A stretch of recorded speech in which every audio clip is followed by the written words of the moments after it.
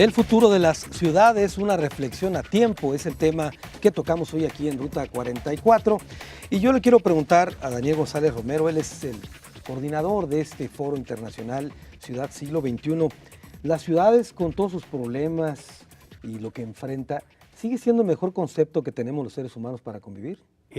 Históricamente es la diferencia creada por la cultura humana para diferenciar la civilización de la barbarie. La ciudad representa el inicio de la gran civilización. Todo lo que estaba fuera de eso era la barbarie.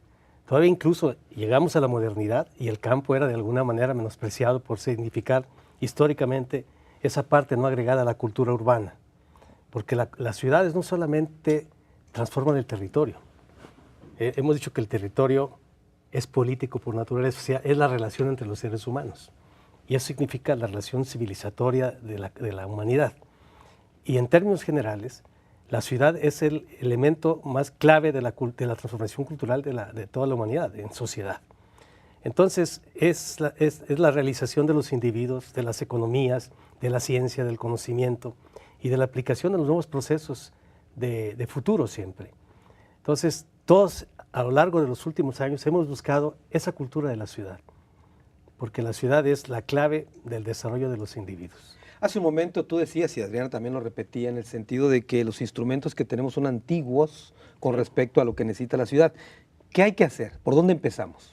Bueno, yo creo es que este debate es para eso. Hace falta debatir a fondo lo que decíamos un poco fuera de cámaras, ¿no? ¿Qué es lo que sucede? Hace pocos años éramos 4 áreas que consideraba que era el área metropolitana. Luego fuimos 6. Y hace 2 o 3 años se declaró institucionalmente por el Congreso que somos 8. Cuando en realidad somos 17 áreas municipales las que funcionamos en este término, y dentro de poco se va a agregar el área de la Ciénega, que ha pedido se convertir en área metropolitana. ¿Y en cuántos años quieres tú que seamos 22 municipios los que estemos trabajando conjuntamente? Entonces, eso que se decía del área metropolitana es un concepto que está pasando ya. Ahora se habla de grandes regiones urbanas en el mundo. Incluso hay políticas en Estados Unidos y en Europa de que el tratamiento ya no es de áreas municipales o de áreas metropolitanas, es de grandes regiones urbanas, porque los recursos que requiere una región como esta son múltiples y vienen de muchísimos lugares. Yo les hago una pregunta muy simple con el tema de la ciudad y la globalización. A mis alumnos les pregunto, díganme qué se requiere para comer tacos en Guadalajara. Y entonces empiezas a desarrollar la complejidad de dónde viene el tomate, el maíz, y luego después de todo, ¿qué pasa con las infraestructuras de los desechos de los tacos? Entonces, no es tan simple. ¿El precio del tomate se maneja realmente por los que lo cultivan? No, se maneja en la especulación del mercado del tomate. Y eso tiene que ver con las grandes estructuras económicas del mundo. Entonces, es más complejo de lo que parece una cosa tan simple, porque además, para que haya tacos, hay gente que lleva la carne y por lo tanto tiene que rodar por las vías de comunicación, gastar gasolina, etc. Por eso le damos esa complejidad a la ciudad. Analizar la complejidad de la ciudad es analizar la confusión, ahora por ejemplo la confusión entre movilidad y transporte. Porque se sigue hablando de movilidad y transporte como si fuera lo mismo.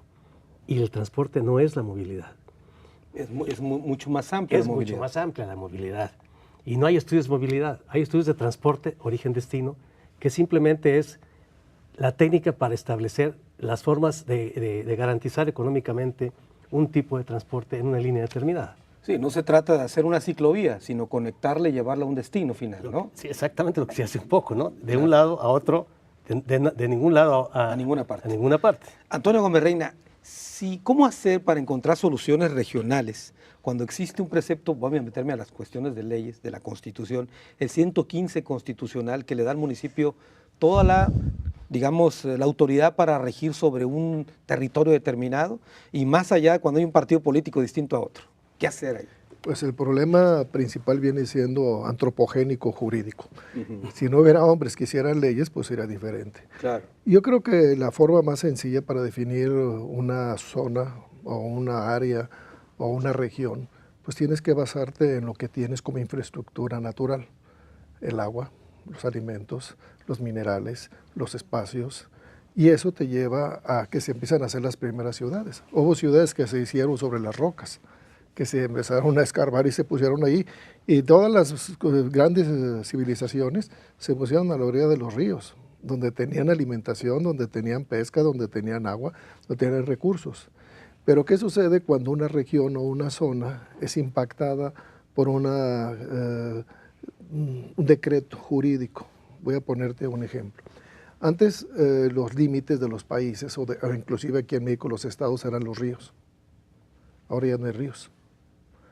Entonces, ¿cuál es el límite? Entonces pone límites políticos, de aquí a aquí, pero la mayoría de las informaciones que se tienen son topográficas directas, que tienen un factor de error muy grande.